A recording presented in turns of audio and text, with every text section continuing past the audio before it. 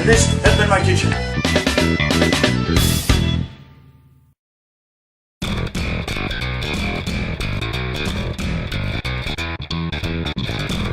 Alright, let's get some chicken going. Got some ground chicken here. Got about a couple of pounds here.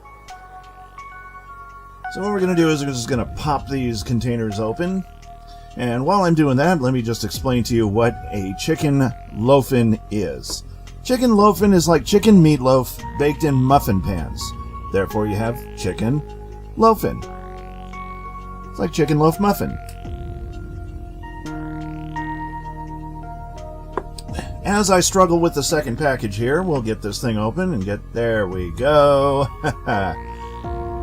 When they start child-proofing the chicken, you know something's wrong. Anyway, get that in the bowl there. And we're going to need a large mixing bowl for this. So about 2 pounds of chicken, ground chicken, and you're going to need a large egg, or 2 medium eggs.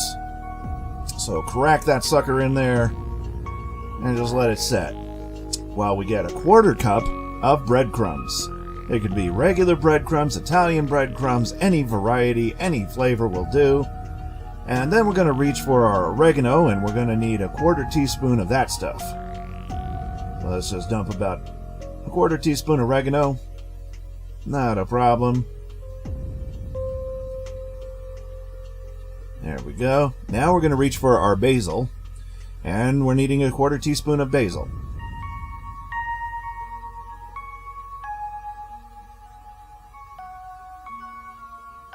There we go. A 1/4 teaspoon of thyme.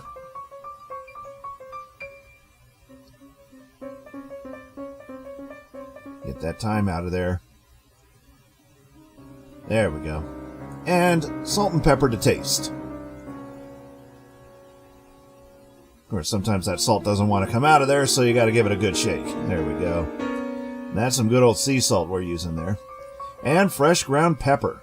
Can never go wrong with fresh ground pepper. So add as much salt and pepper as you want. And if you have a pepper mill, you're going to be grinding for a while if you like your pepper. Just a warning. Yeah, you want to make sure that thing is tight too. Alright, that's what it looks like with all your ingredients thrown together. And now, you're going to take your hands, and with your hands you're going to mash everything together into one big mixture. Make sure all your seasonings are mixed evenly. And if this is going to feel kind of weird and awkward for your fingers and your hands, because you're dealing with raw chicken, you're dealing with raw egg, you're dealing with breadcrumbs, and you're dealing with seasonings. So this will feel very funny, but just trust me on this. It's always best to work with your hands when you're working with ground meats of any type. Chicken, turkey, beef, anything like that. It's always best when you work with your hands. And this is the way a lot of chefs do it in the kitchen. So now once you got everything mixed together and well combined, because you want to make sure everything is combined evenly. Whoops, don't lose the bowl now. And you want to make sure that you don't have too many seasonings in one glop and then not enough seasonings in another glop. So you want to make sure everything's mixed together really well. And get all that excess chicken off your fingers as much as possible before you go over and wash them clean. And we will be doing this quite often when you're working with raw meats. You will need to wash your hands frequently, just like now. So now we're going to preheat our oven to 350 degrees, and then we're going to reach for our muffin pans. And we're going to spray our muffin pan. You're only going to need one of these. I discovered that I only needed the one, and I accidentally sprayed 2 of them with cooking spray. So I only needed just the one. But spray it down good with cooking spray. That will ensure your muffins won't stick. Now you're going to take a good generous glob of that chicken mixture and you're going to kind of evenly distribute it among those cups. Now what you want to do is you want to make sure that your chicken mixture that goes into each of those individual muffin cups, you want to make sure that it doesn't reach over the top. And I know I'm going over the top here, but there's a reason why I'm doing this. I'm just kind of playing with the distribution a little bit. And when you place them in each individual cup, you want to make sure to pat them down as well as possible. And that will eliminate as many of the air pockets as possible. Alright. Let's see if we can just speed this along a little bit.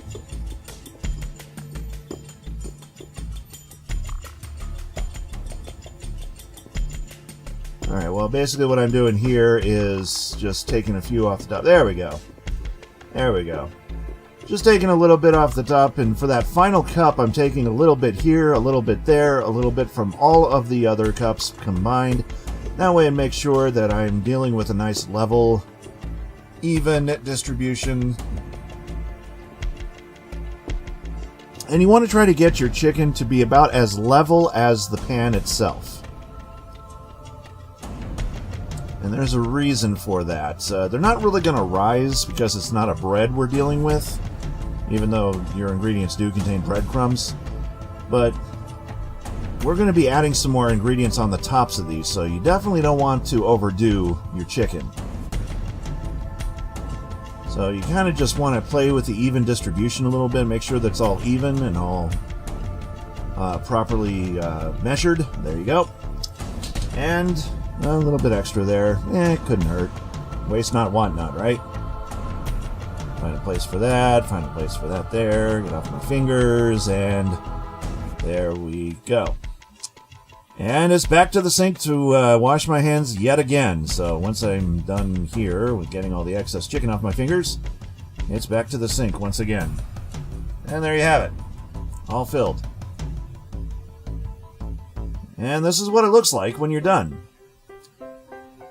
So you got your chicken, you got your egg, you got your breadcrumbs, and you got your seasonings all mixed in together there. And it's sprayed down muffin pan.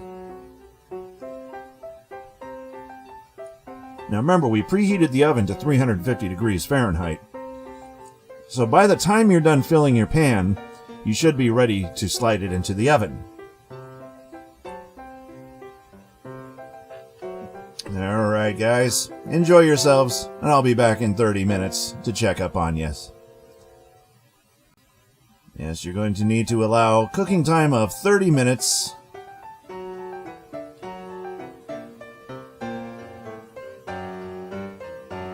And once you're finished with the 30 minutes, this is what they'll look like.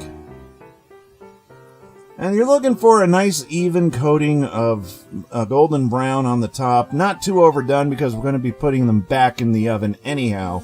But this is about the consistency you're looking for. Now, depending on how much fat is used in your ground chicken, also depends on how much they'll shrink. Because you want to get as lean as possible, and that way they won't shrink as much as if they were heavy in fats. Now what we're going to do is going to take our cooked rice, and we're going to take a good smush of it. And what we're going to do, and make sure their steamed rice is nice and sticky. And what we're going to do is we're going to just take a good spoonful and top the muffin with some compacted rice. Some nice compacted steamed rice. Right over the tops of that. And you do this for all the muffins that you have made, or loaffins, I should say. It's not really muffins. Muffins are made with bread, and this isn't really a bread product. This is a meaty product and tastes oh so wonderful. So what you want to do is you want to, while your loaffins are cooking in the oven, you want to definitely make about a cup of white rice. And you want to make sure it's steamed because the steamed rice will stick better.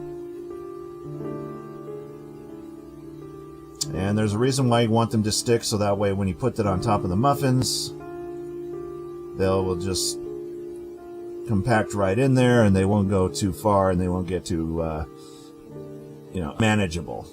The sticky rice helps it to become manageable, a lot more manageable.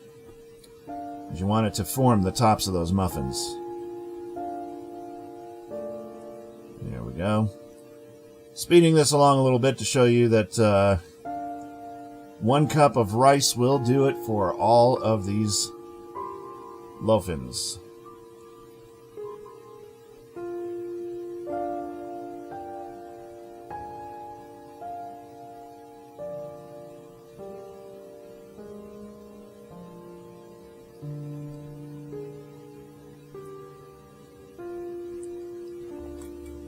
Working with steam bread can get pretty sticky.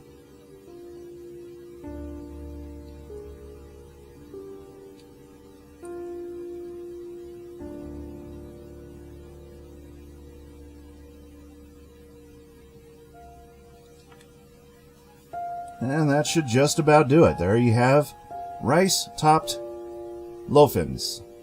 Rice-topped chicken loaffins. Alright, now we're done with that. And now we're ready for the best part of all, the cheesing. You want to get out your mozzarella cheese, or a combination of mozzarella and Parmesan. Would even be better. And what you're going to do is you're going to take sprinkles of them, of all of your loaffins, and you're going to put cheese over the tops of it. And you can use as much cheese as you want to. Remember, these loaffins are not going to expand because it's not a bread product, it's a meat product, and so therefore it's not going to expand. It'll shrink if anything. So pile it on high with cheese as much as you want. Look at that. I love my cheese. Look at that mountain of cheese on those things.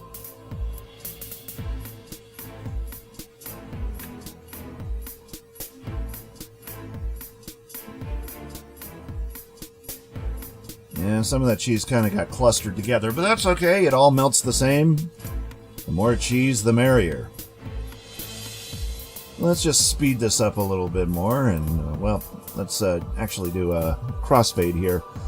Now, the 6 I'm making here are for another resident who does not like marinara sauce on his chicken, so I'm saving the marinara for myself. And I got about, I don't know, maybe half a cup of marinara sauce. So you probably want to make, use it accordingly. Just what you want to do is you want to take a spoonful of marinara, and you want to top it over the top of that rice there. And you want to do that for all of your loaffins. But if you want to, you can leave it off if you do not like marinara sauce. It's good with or without it, but I much rather eat with it. Tastes so much better. So you can put on as much as you want to, but just remember, the more you put on, the more mess you can make. So if you want to stay clean in the kitchen, just put about a good soup spoonful on top of each muffin and kind of spread it out a little bit, and that should be just fine. Alright, so now what you want to do after you're done putting marinara sauce over the rice part, you'll want to cheese it. And we're going to take our mozzarella cheese and we're going to top it right on the top there. And the mozzarella will help hold all of those ingredients together when you pull them out of the pans, and we'll show you how to do that once they're ready to go.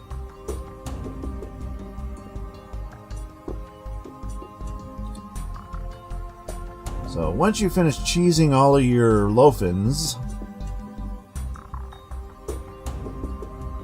then you'll be ready to put it back into the oven. It'll allow the cheese to melt over the tops of them.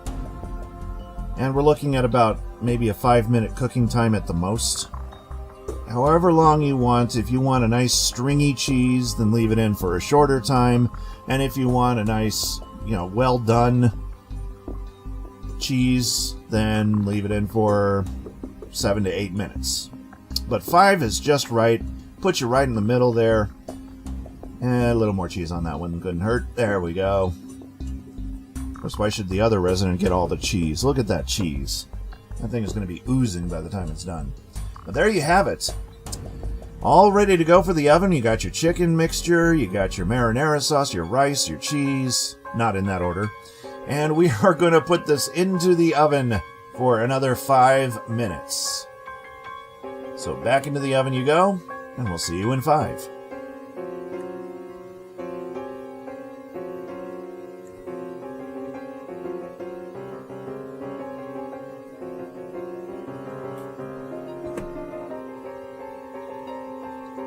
And when they're ready to go, this is what they will look like. Now, you remember, mine has the marinara sauce on the top. So if you're using this recipe with the marinara, they'll probably turn out looking just like that bottom 2 rows there. Boy, doesn't that look good. And then you got the ones without marinara on the top rows if you don't like marinara sauce. Or you can use spaghetti sauce if you want to. I choose marinara because it goes better with this recipe. Now what we're going to do is carefully use a knife and extract the loaffin, I should say, out of the muffin pan. And it would help to use your fingers to help ease out of there and make as little mess as possible. And it looks like I dropped a little ingredient here and there. But as you can see, if you use your combination of a knife and your fingers, they come out nice and clean. Ingredients along the way, that's fine. Everybody makes mistakes.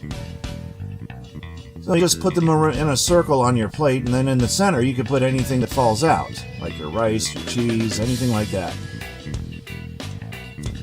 Oh, come on. Quit stealing all the cheese. Still got another person to serve. But anyway, that's my dish right there. And as you see in the center, I put all that cheese. Now to serve the other resident of the house. And I got confirmation from that person, too. He says that they came out excellent. But there you have it. There's your finished product. That's what they look like. They look just like little muffins. So now it's time to taste it, and why do I need a fork? No, put that down. These are muffins. These are practically begging to be eaten with your fingers. There you go. Doesn't that look good, folks? So you got your chicken stuff baked to perfection. You got your rice on top of that. You got your marinara sauce and your cheese all held together perfectly. Look at that. And it's possible you can eat it with your fingers. You don't even need a knife and a fork. But you definitely want to eat it over a plate because you could still drop a lot of those ingredients onto the plate. As you can see. Doesn't all hold together perfectly, but that's, to be expected when you're dealing with a lot of ingredients. So it looks like it is an instant win of a recipe. So try this at home. You'll be glad you did. And I'm certainly glad that I prepared them. So this is SonicBlu Darkfold for Cooking with SonicBlu. I'm out of here. And enjoy the rest of the credits where I steal all the cheese. I am the cheese thief. I am the cheese thief. Stealing all the cheese that got left behind. Stealing all the cheese in the pan. Because I stood here and cooked this dish. So I deserve the cheese that's left behind. Look at this. I am just taking all of that gooey cheese and plopping it onto my plate. This is what I call getting my just desserts.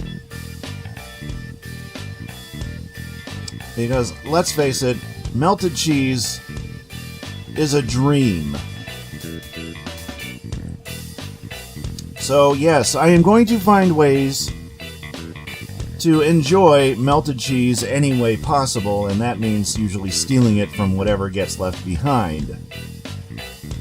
And since you're using a non-stick muffin pan, makes it that much easier to get all that melted cheese off of there. I am the cheese thief, I am the cheese thief, gonna steal all your cheese away. Don't leave me alone in the kitchen, 'cause I will steal all your cheese.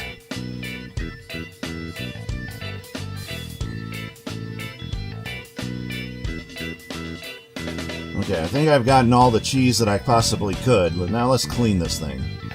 See you next time.